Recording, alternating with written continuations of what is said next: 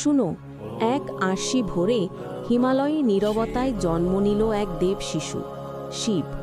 আকাশে বজ্র নয়, নেমে এলো নিঃশব্দ শান্তি, কারণ তিনি শান্তির অধিপতি। শিশু শিব বড় হতে লাগল ধ্যান আর চিন্তায়।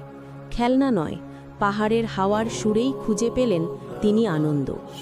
বয়স বাড়তেই প্রকাশ পেল অদ্ভুত শক্তি, চোখে আলোর ঝিলিক, উষ্ণ দয়ার ছোঁয়া, আর প্রকৃতি যেন তার কথায় গলে যেত। একদিন পথিক ভয় পেয়ে এলে শিব এগিয়ে গেলেন স্পর্শে, আর সমস্ত ভয় গলে গেল ভালোবাসায়। তারপর কৈলাসের চূড়ায় দাঁড়িয়ে তিনি ঘোষণা করলেন, আমি রক্ষক, আমি ন্যায়ের পথে পথ দেখাই। আর পৃথিবী তখন জানল তিনি শুধু দেবতা নন, তিনি মহাদেব, সবার বাবা, সবার ত্রাতা।